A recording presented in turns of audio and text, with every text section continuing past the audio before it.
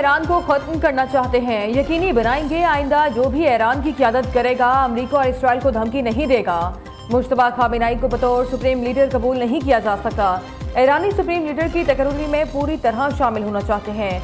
अमरीकी सदर का व्हाइट हाउस में खिताब। डोनाल्ड ट्रंप ने कहा, ईरान की फ़ज़ाई और बहरी कुव्वत मुकम्मल खत्म कर दी, मिसाइल और ड्रोन सलाहियतों को भी खत्म किया जा रहा है। ईरान का दिफाई निज़ाम, तमाम तैयारे तबाह हो चुके। ईरान पर हमले के सिवा कोई चारा नहीं था। पासदाराने इनकलाब के कमांडर्स ओहदे छोड़ दें वरना इन्हें कत्ल कर दिया जाएगा। दुनिया भर में तैनात ईरानी सिफारतकार हुकूमत से अलहदा हो जाएं। ईरान ने डील के लिए कॉल की, लेकिन हमने कहा कि अब बहुत देर हो गई।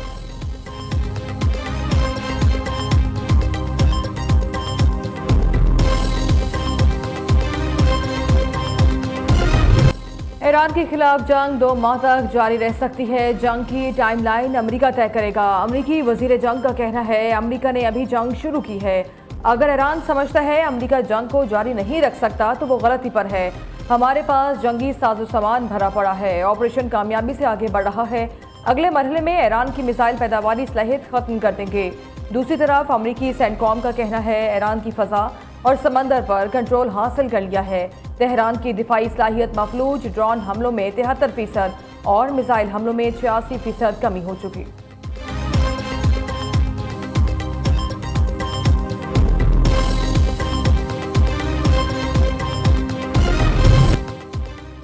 ईरान के भरपूर जवाबी हमले जारी। इसराइल पर एक साथ दर्जनों ड्रोन्स और मिसाइल दाग दिए। खलीज ओमान में अमरीकी तैयारा बरदार जहाज पर भी हमला। रूसी मीडिया के मुताबिक ईरानी पासदाराने इनकलाब ने क्लस्टर बमों से लैस खैबर शिकन मिसाइलों से तेल अवीव पर हमला किया। उधर खलीज ओमान में ईरानी बहरिया ने तैयारा बरदार जहाज अब्राहम लिंकन को निशाना बनाया।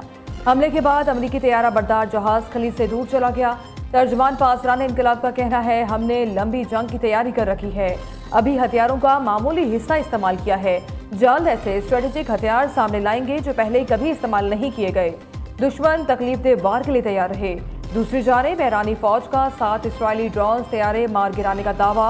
हुकाम के मुताबिक ईरानी फ़ज़ाई हुदूद में दाखिल होने की कोशिश करने वाले इसराइली ड्रोन्स को एयर डिफेंस सिस्टम के जरिए निशाना बनाया गया।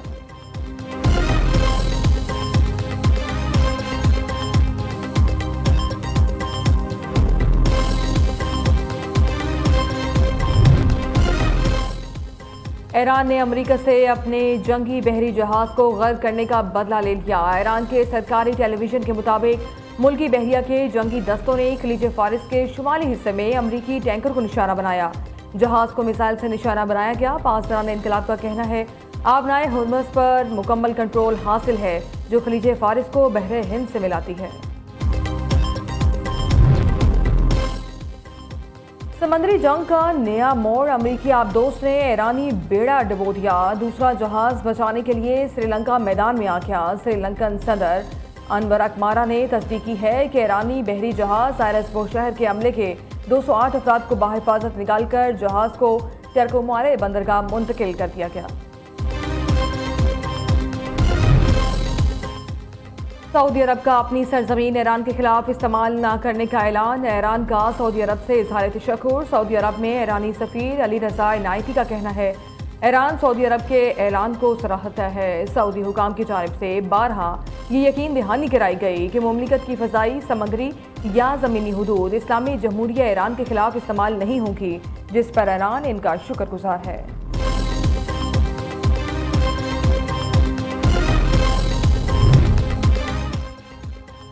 रूस की एक बार फिर अमेरिका और इसराइल को खुली वार्निंग। जंग में ईरान का साथ देने का दो टोक पैगाम। रूसी वजीर खारजा का कहना है, रूस ऐसा माहौल बनाने की हर मुमकिन कोशिश करेगा जिससे ईरान के खिलाफ अमेरिका और इसराइल की कार्रवाइयां नामुमकिन हो जाएं।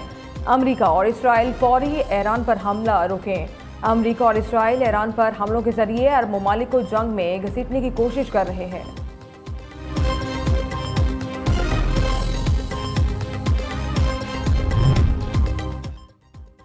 बरतानवी वजीर आजम का ईरान के खिलाफ जंग में हिस्सा न लेना मस्बत इक़दाम है। मेयर लंदन की निजी टेलीविजन से गुफ्तगू।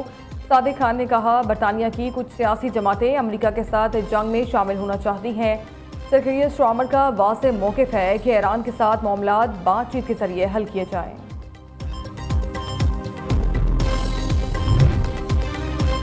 लिबनान पर इस्राइली हमलों के बाद हिजबुल्लाह ने इसराइल के शुमाली इलाकों में सरहद के करीब आबाद बस्तियों को इनखला की वार्निंग जारी कर दी।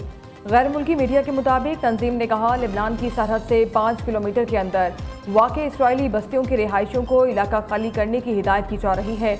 लिबनानी खुद मुख्तारी, शहरियों और बुनियादी ढांचे पर इसराइली हमले और अवाम की जबरी बेदखली का जवाब जरूर दिया जाएगा।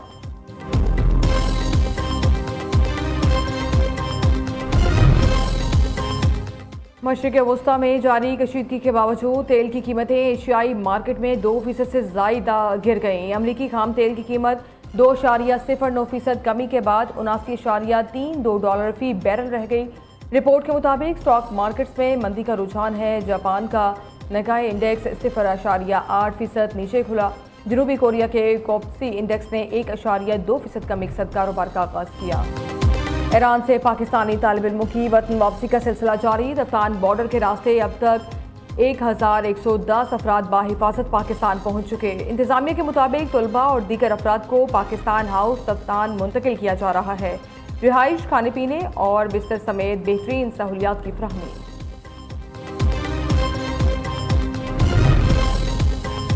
पाक अफगान बॉर्डर के कुरम सेक्टर में अफवाज पाकिस्तान का ऑपरेशन गज़्ब-उल हक जारी। अफगान तालिबान और फितनल ख्वारिज के ठिकानों को कामयाबी से निशाना बनाया जा रहा है। सिक्योरिटी ज़राए के मुताबिक पाक फौज ने मौसर ज़मीनी और फ़ज़ाई कार्रवाइयों में भारी आर्टिलरी फायर का इस्तेमाल करते हुए मुतादिद पोस्टें तबाह कर दी। ऑपरेशन अपने तमाम अहदाफ के हुसूल तक जारी रखा जाएगा।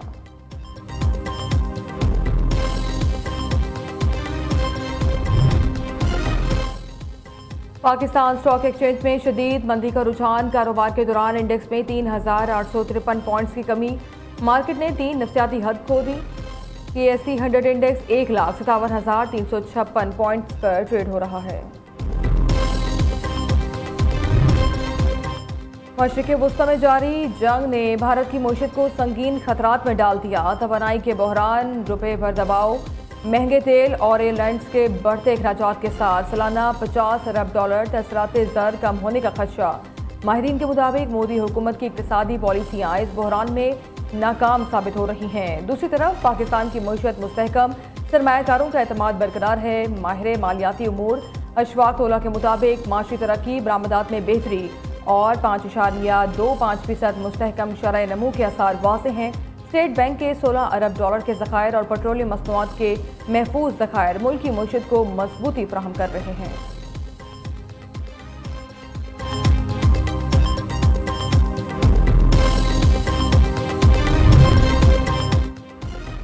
पाकिस्तान का ऑपरेशन गज़्ब-उल हक कामयाबी से जारी। अफगान तालिबान रजीम ने बदतरीन हज़ीमत छुपाने के लिए मीडिया पर सेंसरशिप और दबाव बढ़ा दिया। मकामी मीडिया के मुताबिक तालिबान ने सहाफ़ियों को वाज़ेह हिदायत दी हैं कि वो पाकिस्तान की फ़ज़ाई कार्रवाइयों, हमलों के मकामात या तादाद के बारे में रिपोर्ट ना करें। माहिरीन का कहना है तालिबान का ये इक़दाम इनके झूठ और गुमराहकारी का वाज़ेह सबूत है।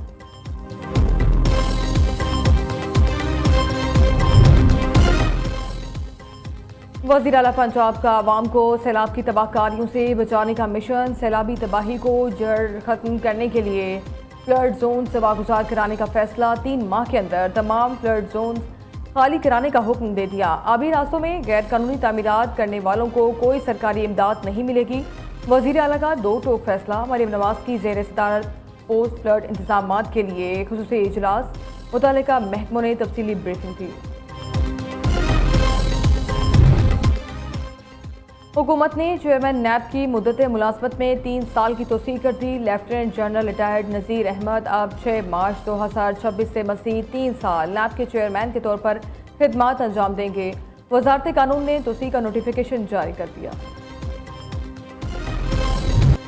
T20 वर्ल्ड कप की दूसरी फाइनलिस्ट टीम भी फाइनल। भारत ने दूसरे सेमीफाइनल में इंग्लैंड को 7 रन से हरा दिया। इंग्लिश टीम 254 रन हदफ के ताकुब में 7 विकेटों पर 246 रन बना सकी।